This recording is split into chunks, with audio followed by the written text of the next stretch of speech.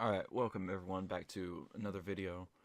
Uh, Recently I got a new CPU. I got a Ryzen 5 1600.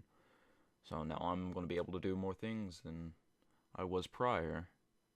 So better streams and better like overall gameplay from PC. And here's a little bit of footage from my old PC. And my god, I would not recommend the R7 240 on anyone.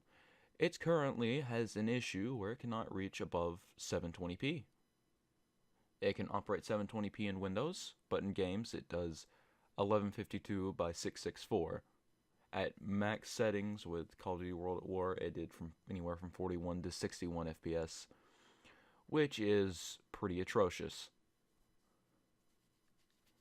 And the amount of input lag with the not controller, the keyboard and mouse I was using was just horrendous. And I don't know how I didn't die from that explosion, but this was a pretty bad example of gameplay from this thing. It's possible to game on it. It's like playing on an Xbox or PS3, but just I wouldn't recommend. Never get this graphics card. But at the time when I got my computer, it was about 450 total plus tax for everything I had in it, and it was pretty good. It did me well for about a year. Then I upgraded the graphics card and power supply, and then about a year after that, well, this year, I put in a new cooler in it because I kept having overheating issues, and then 2018, the start of 2018, I got my Ryzen 5 1600. Had to wait about 2 weeks to get RAM because I couldn't find a good enough deal on one. But I eventually found a single 8 gig stick for $85. That was about the cheapest I could get it. No heatsink or anything, unfortunately. And back to the old PC, you got Skyrim running 1152 by 664 with ultra settings. This isn't Skyrim Special Edition. This is the original Skyrim DirectX 9 32-bit Skyrim, and I can notice a major difference in the quality right now. But unfortunately, I did not have Skyrim Special Edition or original Skyrim on my new PC because I had to make room recently for more games to play. So there was just like some footage that I caught on this.